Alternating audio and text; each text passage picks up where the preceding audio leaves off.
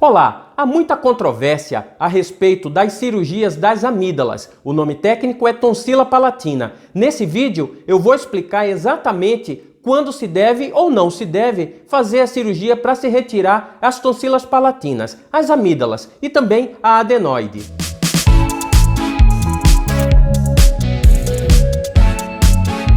Você está no canal Dr. Hélio Brasileiro, otorrino e médico do sono, o canal que te ajuda a ter mais saúde e qualidade de vida. Pretendo semanalmente trazer novas postagens para você, por isso lhe convido a se inscrever no nosso canal, ativar o sino de notificação e marcar todas as notificações.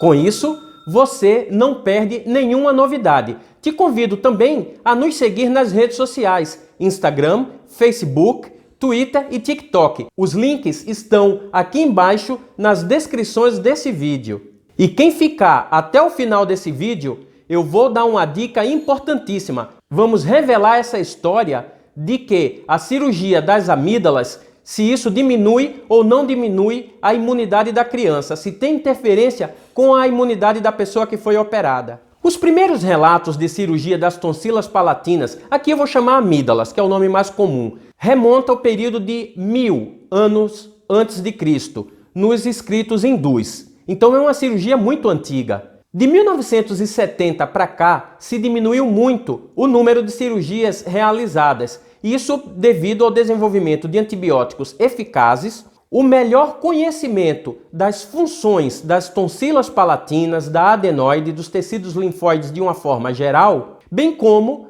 a evolução da medicina baseada em evidências. Ainda assim, essa cirurgia é uma das mais frequentemente realizadas em crianças. Em 2006, foi estimado que nos Estados Unidos foram realizadas em crianças com menos de 15 anos de idade 530 mil cirurgias de amidalectomia com ou sem adenoidectomia e 132 mil cirurgias de adenoidectomia. Isso porque a cirurgia pode ser feita da seguinte forma: só a remoção das tonsilas palatinas, amígdalas, amidalectomia, a remoção das tonsilas palatinas junto com a adenoide, a adenoamidalectomia, ou apenas a adenoidectomia, que é a retirada da adenoide. Indo direto ao assunto, quando que está indicada a remoção da amígdala, com ou sem a retirada da adenoide? Nós temos indicações absolutas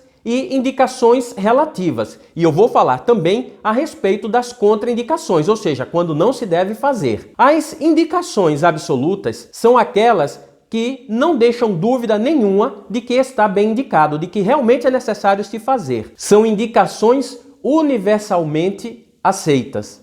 E dentre elas temos as principais: as afecções crônicas desses tecidos, com consequente aumento de volume e com isso dificuldade para se respirar, para se deglutir e para se falar. O aumento desses tecidos dificultam a respiração, por isso o ronco e em alguns casos até a apneia do sono. A criança para de respirar enquanto está dormindo.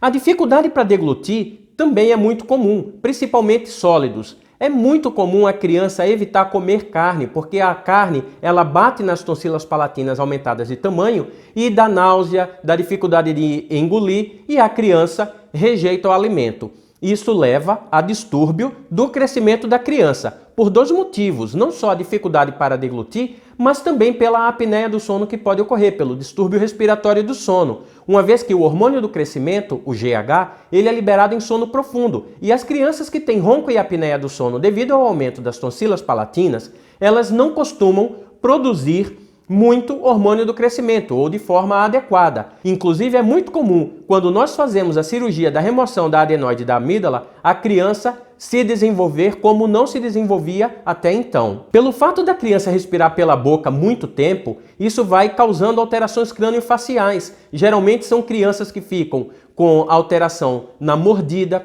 o queixo um pouquinho mais para trás, o palato, o céu da boca mais alto, uma sensação sempre de quem está com o lábio um pouquinho aberto, olheiras e em algumas alterações podemos ter até comprometimento do aparelho estomatognático. Isso é um termo técnico que envolve mordida, oclusão dentária, boca, enfim, é um termo que os odontólogos utilizam muito. O diagnóstico da hipertrofia ou hiperplasia, que é o termo mais correto desses tecidos, pode se dar por raio-x, pode se dar por exame de nasofibroscopia, que nós otorrinos fazemos em consultório, é um exame onde se passa uma fibra óptica fininha, com anestesia local, fácil de se fazer, sem grandes incômodos, e conseguimos avaliar o tamanho da adenoide e ou da tonsila palatina. O exame clínico é fundamental. Só de se abrir a boca, nós muitas vezes costumamos ver o grande volume das tonsilas palatinas. E temos também, como eu havia falado, primeiro as indicações absolutas, as indicações relativas. Elas não são universalmente aceitas, mas são bem indicadas. Não está errado em se indicar. Em primeiro lugar, nós podemos citar as infecções repetitivas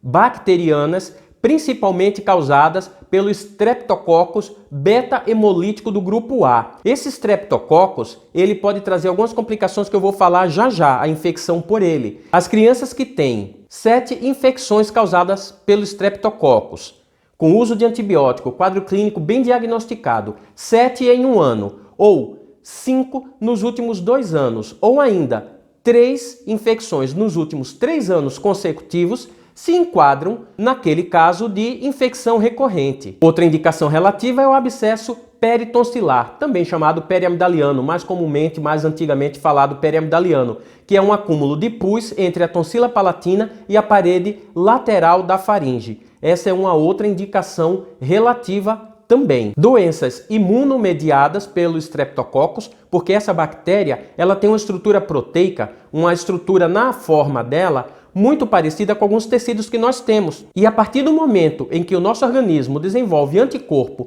contra essas bactérias, esses anticorpos podem atacar, por não reconhecer, estruturas do nosso próprio organismo. As articulações, daí as artrites, as pessoas chamam de reumatismo, não é? Pode também atacar o coração, as cardites ou os tecidos encefálicos, causando a coreia de Sydenham, que é uma complicação muito comum também dessas infecções. Ainda nas indicações relativas, nós podemos citar as infecções ou as complicações que ficam ao redor desses tecidos, não é? Amígdala e adenoide, como as otites, as crianças que têm infecção de ouvido repetitivamente, as sinusites de repetição e as laringites de repetição recorrentes por conta dessas infecções na amígdala e na adenoide. E também temos uma outra indicação cosmética, essa daí que depende mais da decisão do paciente, que é a cirurgia por causa do cásio, que é uma estrutura branca que forma dentro da amígdala, nas criptas, e que geralmente causam mau hálito. Aliás, sobre essa indicação cirúrgica, sobre esse problema, eu tenho um vídeo aqui no nosso canal que fala especificamente sobre isso. Ele está aparecendo aqui nesse link. Você clicando nesse link, você vai direto para esse vídeo onde eu trago mais detalhes. E ainda, agora eu quero falar das contraindicações, quando não se deve fazer. As contraindicações mais comuns são doenças hematológicas, anemia e ou doenças de coagulação. A anemia porque na cirurgia se perde um pouco de sangue, naturalmente. Então se você já tem anemia, pode ter complicação. E outra é o distúrbio de coagulação, porque o paciente pode sangrar mais do que deve durante a cirurgia. Mas isso pode ser tratado, isso pode ser acompanhado, se trata o paciente, se trata a coagulação, se corrige a anemia e pode se levar para a cirurgia. Uma outra contraindicação também é a fissura do véu palatino. O céu da boca, ele, por uma malformação, não é completamente fechado. E nós temos que observar isso porque ao se retirar principalmente a adenoide, mas também as amígdalas, mas principalmente a adenoide, nós podemos causar insuficiência velopalatina. O que é isso? Falando num português claro, quando a pessoa vai se alimentar, a água ou a comida, ela volta para dentro da cavidade nasal, porque o céu da boca não consegue fechar essa passagem.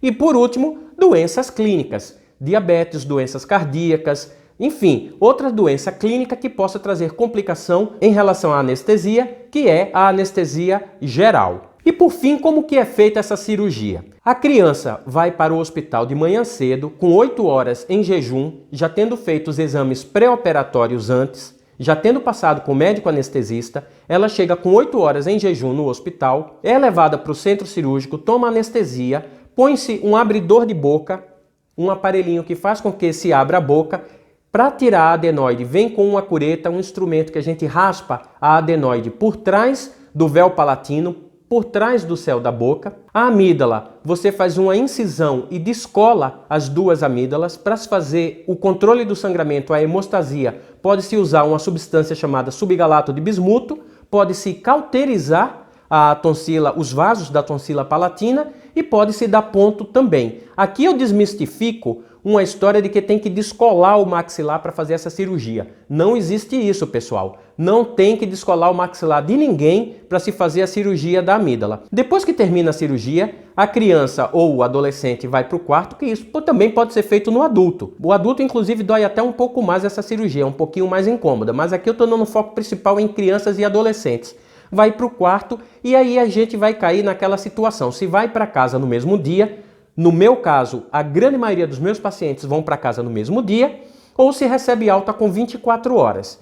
Alguns pacientes precisam receber alta com 24 horas por conta de algumas complicações que eu vou falar já já. Chegando em casa, o paciente vai ficar durante 4 dias, quando se faz a cirurgia das amígdalas, comendo líquido e frio. Posteriormente, pastoso e frio por mais 3 dias. A partir do 8º dia, já pode se alimentar conforme aceite a alimentação, ou seja, conforme a dor do pós-operatório permita. E por falar em dor, eu quero falar quais são as principais complicações dessa cirurgia. A principal complicação é o sangramento, a hemorragia, que tende a ocorrer nas primeiras 24 horas, quando não no próprio ato cirúrgico. E isso é controlado durante a própria cirurgia ou, se necessário, muito raramente, mas muito raramente mesmo, faz-se uma revisão cirúrgica. Leva o paciente de volta para o centro cirúrgico, aspira-se o coágulo e cauteriza ou dá ponto no local onde foi feita a cirurgia.